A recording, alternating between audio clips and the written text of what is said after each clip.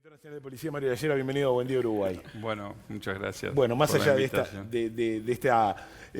informalidad en la presentación, un poco fuera de protocolo, propio también de la zafra veraniega, Sí. ¿qué le dejó esa primera lectura de la Ley de Urgente Consideración? Bueno, creo que abarca muchos aspectos y, y cambios que bueno que hay que estudiarlo mucho. Cambio, Y, ¿cuál le pareció un cambio saliente? y cambios sobre las normas existentes hasta ahora, ¿no? Hay mucho cambio normativo, es decir, de leyes, del Código de Procedimiento Policial, de la Ley Orgánica Policial. Hay una importante normativa que un poco se contrapone con lo que venía, lo que estamos aplicando. Ahora, la ley de presunta defensa personal, ¿no?, del propio policía, que dice, se amplía, ¿esto no es un beneficio para el policía? ¿No lo ve como un beneficio? Se amplía en muchos aspectos más allá de la policía, en realidad, por lo que pudo observar. También para los civiles. Claro. Y bueno, esto no tiene, a veces, si lo estudiamos desde el punto de vista policial, puede ser que los policías estén de acuerdo, porque había cierta demanda de ese estilo, porque supongo que por eso también está introducido. Primero creo que yo lo asumí así, es un anteproyecto que Va a tener modificaciones. Sí. que pueda tener modificaciones y que bueno. Y bueno, y en base a eso, a mí me parece que todavía hay que tampoco observarlo un poco en la situación general. Y bueno, a veces, si miramos solo una parte de un problema, podemos desequilibrar el problema. Es un tema que a mí me ha preocupado mucho siempre eso. Entonces, hay que un poco estudiar entre lo que todos deseamos en cada lugar de trabajo, en cada profesión. Tenemos deseo de que, bueno, me gustaría que esto se hiciera de esta manera y todo lo demás. Pero luego aparecen otros actores y aparecen otros factores que intervienen y ahí comienza el debate, la discusión, y ahí es la negociación, y ahí también, entonces empieza a juntarse un montón de aspectos que se van a considerar, estoy seguro, en el debate. Y bueno, y ahí, desde los aspectos jurídicos hasta los aspectos de aterrizar todo y ir a lo que sería el efecto sobre algunas situaciones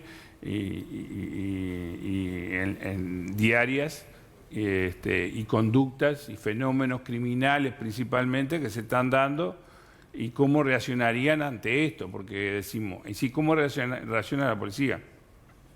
Bueno, le parece que está bien, Claro. pero hay actores que incluso están operando sin una formalidad en donde no vamos a escuchar su opinión. Claro. En caso de que esto se llegara a aprobar, por ejemplo, el caso que habla Leo de la ampliación de la legítima defensa de los policías, justamente estamos en un contexto, en unos días muy complicados de mucha violencia hacia los policías. ¿No se verían beneficiados en ese sentido? Justo, como le digo, en esta semana que hemos vivido de tanta violencia hacia los oficiales. Yo en principio no lo veo. ¿Cuál sería el beneficio? Yendo a los casos que han ocurrido en este momento, no observo qué es lo que puede ahí Ahora la posibilidad del gatillo fácil que se habla. ayudar. Y bueno, ese es un concepto también para debatirlo, en que, bueno, si yo abro una puerta, a veces por la puerta entra el sol, pero también puede entrar el viento y Allá le pongo un ejemplo. son temas que para mí, ¿cómo va a corresponder? Te digo, esto es, en realidad estoy haciendo...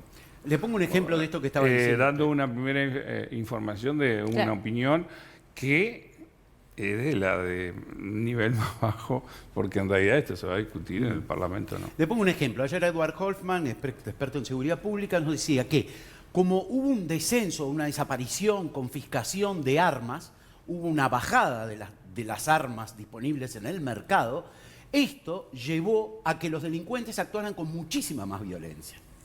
Por lo tanto, algo que nosotros pensamos que es la desaparición de armas es algo positivo, tiene como consecuencia un efecto negativo, por lo menos en esta primera etapa. A eso se refiere con que cada medida genera consecuencias. Una contramedida. Ahora, esta contramedida de la delincuencia, ¿piensa que va a ser permanente o que va a ser puntual? Yo me imagino cuando hay un perro en una casa y ese perro se va, aparecen las pulgas desesperadas, ¿no? A buscar, picar lo que sea. Pero esas pulgas no van a durar mucho tiempo sin un perro o sin alguien que las alimente. Entonces le pregunto si esta violencia contra la policía para utilizar las armas de reglamento no es puntual.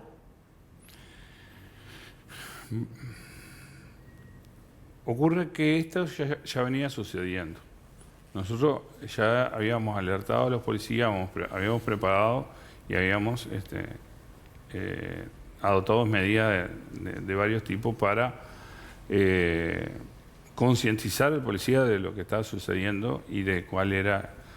Hemos tenido ciclos como empujes de justamente ataques para hacerse de armas. Esos ciclos, por lo que nosotros, nuestra inteligencia ha reunido información, en algunos casos han tenido que ver con una demanda exterior que viene desde Brasil de armamento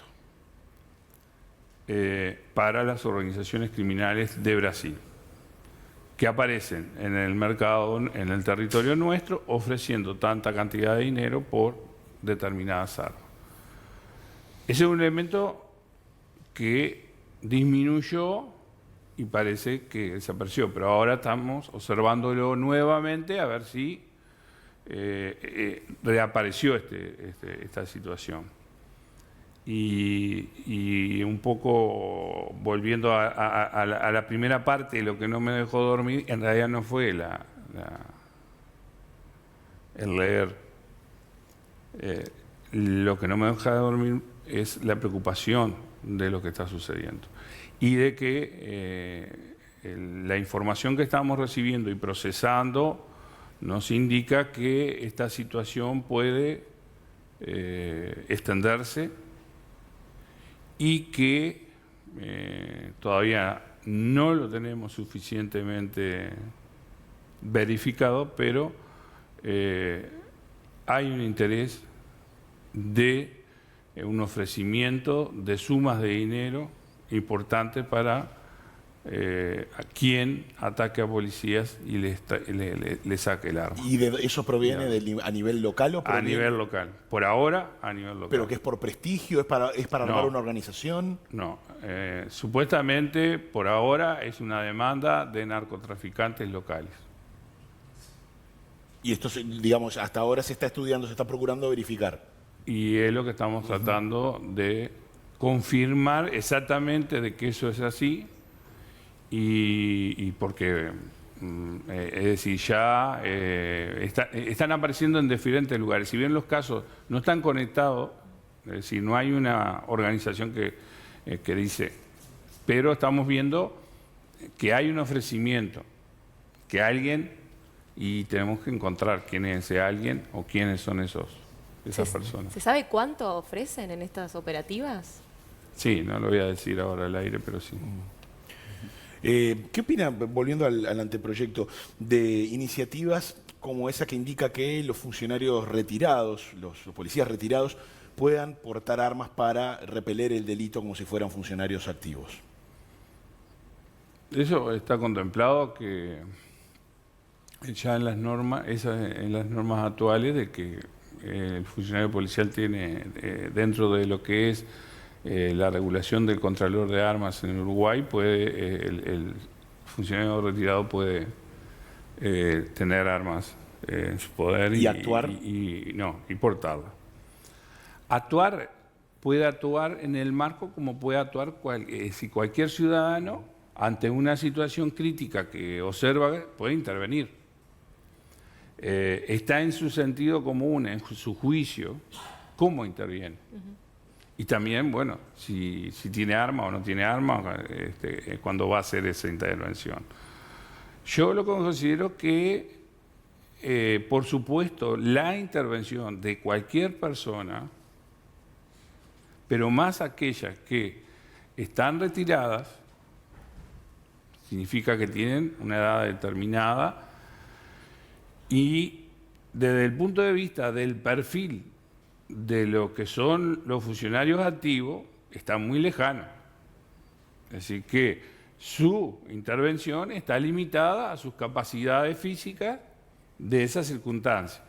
Y además están por fuera del sistema de la estructura policial que está funcionando. Es decir, que en realidad es un ciudadano. Y bueno, y eso eleva el riesgo propio. Entonces, yo creo que ahí hay que evaluar correctamente, porque quizás le estamos diciendo a alguien, mire, que por supuesto, porque en la mente de uno, de un policía generalmente sigue siendo policía hasta que muere. Y quizás siempre va a responder ante una situación. Ya lo hemos visto en otras circunstancias, cuando realizan otros trabajos que realizan luego de retirados, que han intervenido. Porque es una situación de un convencimiento, un sentimiento que está en los policías retirados. Pero a veces si nosotros lo impulsamos a eso, es decir, lo ambientamos, no lo estamos haciendo asumir riesgos demasiado importantes. Por algo se retiraron. Han habido también casos de violencia doméstica, ¿no? Con uso de armas de policías. ¿Eso Sí. le preocupa? Sí, cuando hay ese otro elemento. Cuando hablamos de tanta cantidad de armas o de tener tantas cantidades de armas, porque digo, no solo de que los policías se defiendan, que se defiendan los ciudadanos, es decir, ampliar todo eso significa un campo de armas muy importante, elevar un nivel de enfrentamiento y que no sabemos en lo que va a desembocar luego. Estas son cosas que son muy sensibles. Entonces, Un policía porta hoy por hoy dos cosas muy, pero muy valiosas. Para él la vida, eso está clarísimo, ¿no? Pero aparte de la vida, el arma y el chaleco antibalas. sí. Sabemos que los delincuentes no solo van detrás de las armas, sino también de los chalecos antibalas. Sí. ¿Esto tiene que ver con las guerras internas de los propios delincuentes o es para cometer delitos contra la población? Bueno, hasta ahora en los hechos que se han registrado y de la información de los hechos que se han registrado están esas tres situaciones. Una, el comercio de arma ilegal o el tráfico de armas hacia el exterior. Dos, la utilización para cometer hechos delictivos importantes, porque no es para hacer es decir, pequeños delitos. Y el tercero, para protegerse ellos mismos o defenderse de ese permanente conflicto que están manteniendo de gran violencia entre ellos. Adelante. Leo. A propósito de eso, se decía, ¿no? El propio Ricardo Pérez decía, que los policías, y le pregunto, si el policía cuando está en tránsito, yendo de su casa a una jefatura o a la seccional o de trabajo de lo que sea, si esa persona tiene que tener el revólver o el arma a la vista. El propio Ricardo Pérez decía, bueno, no hay que meterse en lugares complicados, cuando un policía justamente trabaja en lugares y en situaciones complicadas. Sí, creo que ahí fue mal interpretado lo que él, o quizás sus palabras no fueron claras exactamente sobre el tema. Primero, nosotros trabajamos en lugares críticos, pero con un equipo y bajo una metodología de trabajo de ese equipo que lo protege, que es el máximo nivel de actuación policial. Cuando están solos y fuera de esa acción, es decir, en servicio, están mucho más vulnerables. Entonces, ahí ya tenemos que cambiar la apreciación de situación inmediata que tiene que tener el policía para decir, ¿cómo intervengo ahora? No es lo mismo intervenir con otro compañero en una patrulla, comunicado por radio, que ya le están enviando otros nuevos apoyos, que están verificando cuál es la situación y cuál es el riesgo que tiene la situación. Es decir, generalmente cuando un policía es atacado, cuando no está de servicio, primero la sorpresa está de parte del otro y no del policía. Es decir, el policía generalmente no anticipa, entonces ya comienza a estar en una situación muy vulnerable. Entonces, el tema, lo que nosotros buscamos es desarrollar el autocuidado. Es decir, comenzar a cuidarnos cuando estamos solos. ¿Cuáles serían esas medidas para autocuidarse? Bueno, tampoco la quiero decir. Lo que yo digo es que ya nosotros adoptamos medidas en virtud de todo esto que está sucediendo, ampliamos las que ya tenían puestas, algunas, por ejemplo, el día de mañana va a haber una reunión clave con el ministro interino, viceministro Jorge Vázquez, el licenciado Jorge Vázquez,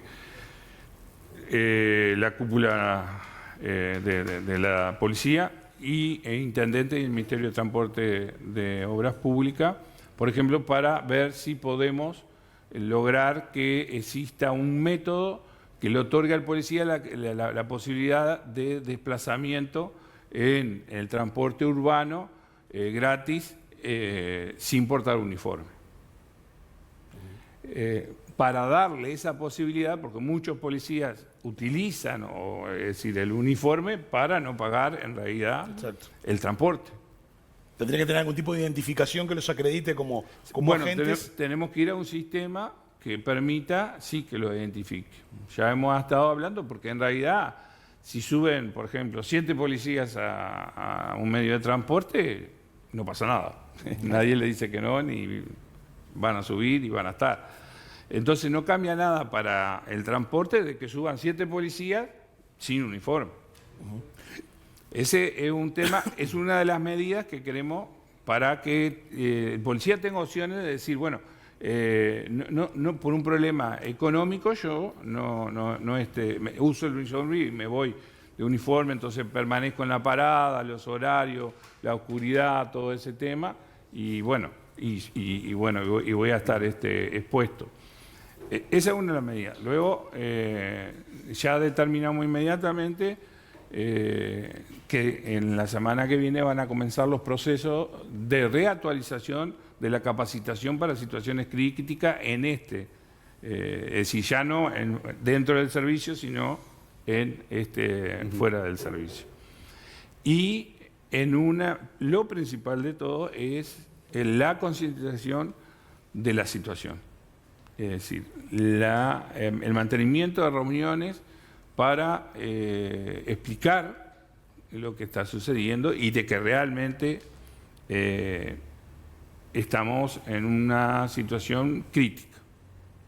Y los policías, cuando salen del servicio o cuando van al servicio, están en una situación crítica en este momento. Eso es lo que anticipamos y es lo que le estábamos diciendo. Entonces, pero eso lleva a que hay que discutir muchas cosas, que es bueno que se discutan en el ambiente de trabajo, en cada dependencia, con sus mandos, a los efectos de ver, pueden haber situaciones que se pueden corregir ahí mismo en cambios de horario, en situaciones de traslado, por ejemplo, porque me dice, me siento más seguro de esta manera si yo hiciera esto. Bueno, lo que queremos es eso, que se alimente, que todos alimenten esa situación para tener luego medidas. Pueden surgir otro tipo de medidas, de demandas parecidas a este tema del transporte. Y por otro lado, intensificar la reunión de inteligencia para observar la conducta criminal. Entonces, ese es el otro elemento que se ha dispuesto a los efectos de, bueno, queremos saber quién está promoviendo de alguna manera esta situación. ¿Sería un solo grupo? Usted dice quién estaría promoviendo. ¿Quién o quién? El Ayera 2019, bueno, fue un año récord en materia de incautación de cocaína, sobre todo que tenía como destino Europa. ¿Se ha podido establecer se presume que haya algún nexo entre grandes grupos de narcotráfico, digamos, de esos grandes cargamentos, con pequeños grupos que podría denominarse microtráfico de drogas en nuestro país? Siempre hubieron, esos nexos siempre existen. Simplemente que, bueno, que a veces crecen en intensidad o disminuyen su intensidad según les conviene a ellos, según la situación. Pero en este caso lo que estamos observando no viene un poco por de ese lado, sino viene que organizaciones extranjeras están frente a una gran oferta de cocaína y bueno, y han tratado de lograr comprar y acumular en diferentes países de la región para después irla sacando hacia el mercado europeo principalmente, o el mercado asiático o otros mercados que son los que realmente tienen un mayor beneficio económico en cuanto a ese tráfico. Hace una semana lo vi conversando con el periodista Nano Fole y usted hablaba, haciendo una especie de evaluación de este periodo, que ya estaría terminando, ¿no?, al frente de la Dirección Nacional de Policía, donde usted decía que de alguna manera en el DEBE o algún lugar donde podría haberse sido más eficiente era a nivel de inteligencia. ¿A qué se refería? ¿Considera que en la ley de urgente consideración podría haber algo que fortalezca el trabajo de inteligencia? Por ahora, no, en lo que leí no encontré ese tema ahí de lo que yo estoy hablando. Es un poco muy sensible lo que cuando hablamos de inteligencia.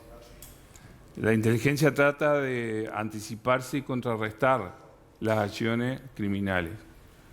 Entonces, lo que yo planteé, y en cierta manera también ya lo había planteado en el caso cuando hice declaraciones en un medio que después se convirtieron en un poco El ejemplo de Salvador y Guatemala. de sensible, sí, pero no con eso. En ese momento yo hablé de inteligencia de otra manera. Y yo creo que eso sí falta. Yo creo que falta y bueno, que es un elemento que tiene que ver en el fondo con las garantías de los ciudadanos, de sus derechos, ¿no? Hasta dónde nosotros podemos controlar y obtener información que nos permita anticiparnos y trabajar mejor, ¿no?, para que no ocurra el daño, pero accediendo a información que otros pueden considerar que no la tenemos que tener en nuestro poder. Ese es el tema. Entonces, en todas las sociedades sucede eso. La policía quiere para su inteligencia mejores información y muchas veces hay un límite y el límite está impuesto por la defensa de las garantías. ¿Existe la figura del infiltrado? de un Sí. policía. ¿Qué pasa cuando un policía infiltrado en una organización criminal comete un delito? Para obviamente no revelar su identidad.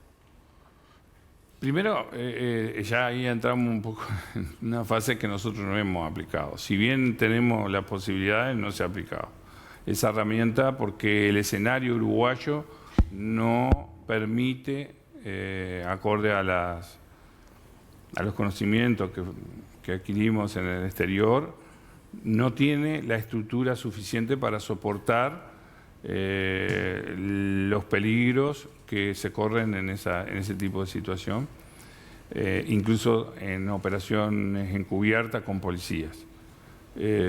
Hay toda una infraestructura, no tenemos el presupuesto adecuado para enfrentar ese tipo de situaciones. O sea, la figura del infiltrado existe, pero no hay nadie infiltrado. En la norma sí, pero no hay nadie infiltrado. Layera, No ha existido. el ataque a funcionarios policiales, ¿permite leer o prever de alguna manera que pueda haber ataques también hacia fiscales y jueces? Por ahora no, porque estamos hablando de que el objetivo son el equipamiento policial, ¿no? Las armas y el... ¿Pero es un tema al que se le presta atención también? Y es un tema que está en el horizonte.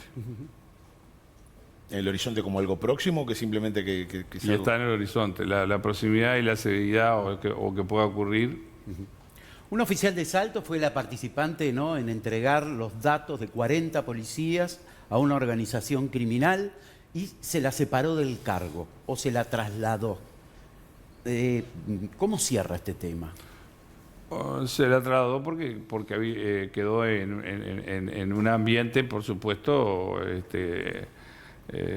incómodo con los propios compañeros. Pero no es un delito lo que acaba de hacer, lo que dice. Bueno, eso fue puesto en conocimiento de la justicia y es la que determina si el fiscal. Y si la fiscalía no tomó ninguna determinación sobre eso. Paralelamente hay una investigación administrativa nuestra para determinar si hay un delito cometido. Mario Layera, director nacional de policía, hemos pasado por un montón de temas, la verdad charlamos un buen rato, le agradecemos estos minutos y su presencia aquí esta mañana en Buen Día Uruguay. Por favor, muchas gracias a ustedes. Un placer. Seguimos conversando.